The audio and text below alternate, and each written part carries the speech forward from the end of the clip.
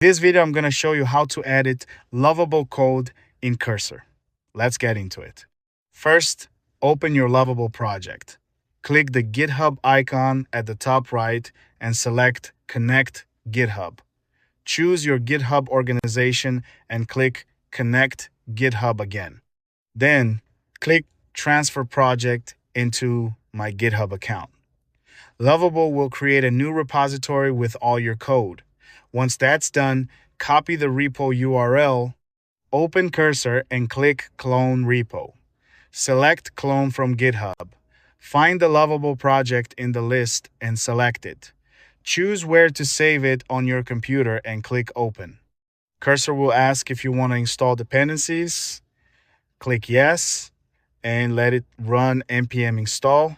And that's it. You can now edit Lovable code in Cursor and sync changes between both platforms. If this video helped you out, leave a thumbs up and subscribe to Learn Mode Lab so you don't miss more tutorials like this.